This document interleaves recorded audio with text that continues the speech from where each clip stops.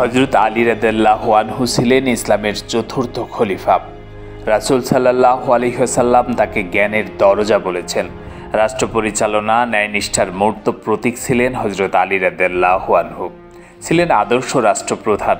সর্বময় আদর্শের ধারক বাহক হযরত আলী রাদিয়াল্লাহু যখন রাষ্ট্রপ্রধান ছিলেন তখনকার একটি ঘটনা বেশ আলোচিত। রাষ্ট্রপ্রধান থাকাকালীন তার একটি লৌহবর্ম হারিয়ে গেলে সেটি হস্তগত হয় এক ইহুদির। ওই ইহুদি বর্মটি পেয়ে কুফার বাজারে বিক্রি করতে যান। হযরত আলী রাদিয়াল্লাহু আনহু অবশ্য নিজেই লৌহবর্ম বিক্রির দৃশ্য দেখে ফেললেন। তখন বর্ম বিক্রেতা ইহুদিকে বললেন, লৌহবর্মটি তো আমার, আমি কাউকে তা দানও করিনি এবং বিক্রিও করিনি। এটা আমার উটের পিঠ থেকে অমুক দিন অমুক স্থানে পড়ে গিয়েছিল, অতএব বর্মটি আমাকে ফিরিয়ে দিন। তখন ইহুদি বলল, এটা আমার জিনিস, আমার দখলে রয়েছে। প্রত্যুত্তরে হযরত আলী রাদিয়াল্লাহু বললেন, বর্মটি আমার এবং আমাকে তা ফিরিয়ে দিন। ইহুদির সাথে সমাধানে পৌঁছতে না পেরে বাধ্য হয়ে হযরত আলী রাদিয়াল্লাহু কাজী তথা বিচারক সুরাইহ বিন হারিস রাদিয়াল্লাহু এর আদালতে মামলা করেন। কথা মতো হযরত আলী রাদিয়াল্লাহু এবং ইহুদি মদিনার বিচারপতি হযরত সুরাইহ রাদিয়াল্লাহু এর আদালতে হাজির হলেন। বিচারপতি হযরত আলী রাদিয়াল্লাহুকে বললেন, আপনার বক্তব্য কী? তিনি বললেন, তার কাছে যে বর্ম দেখতে পাচ্ছেন সেটা আমার, এটা আমার উটের পিঠ থেকে অমুক দিন অমুক স্থানে পড়ে গিয়েছিল।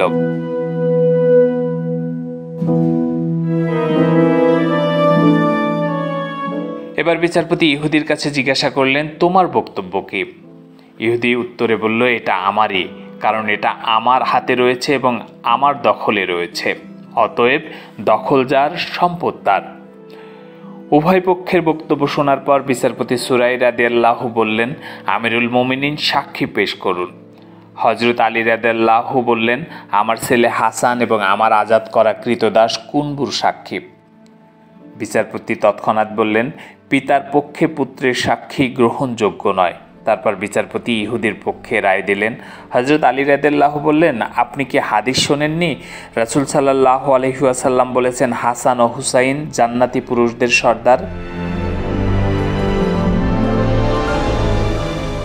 কাজী সুরাইহ বললেন, হাদিসটি আমি জানি, তবে আপনার জন্য আপনার ছেলের সাক্ষ্য গ্রহণযোগ্য হবে না। সাক্ষ্য প্রমাণের জন্য দুজন সাক্ষী দরকার, কিন্তু হযরত আলী রাদিয়াল্লাহু নিজের কৃতদাস ছাড়া আর কারো সাক্ষী জোগাড় করতে পারলেন না। কাজী সুরাইহ ইহুদির পক্ষে রায় দিলেন। ইহুদি রায় শুনে অবাক হলো। সেদিন আদালতের বিচারে হযরত আলী রাদিয়াল্লাহু হেরে গেলেও জয় হয়েছে মূলত ইসলামের। কাজী সুরাইহ রাদিয়াল্লাহু এর রায় শুনে অত্যন্ত অবাক হয়ে ইহুদি বলল, আসলে এই পাত্রের মালিক হযরত আলী রাদিয়াল্লাহু আনহু।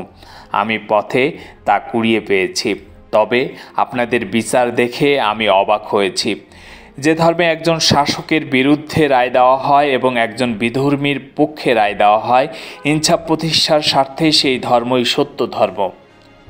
কথা বলে সে তখনই কালিমা পড়ে ইসলাম গ্রহণ করে। হযরত আলী রাদিয়াল্লাহু খুশি হয়ে তাকে সেই পাত্রটি উপহার দেন।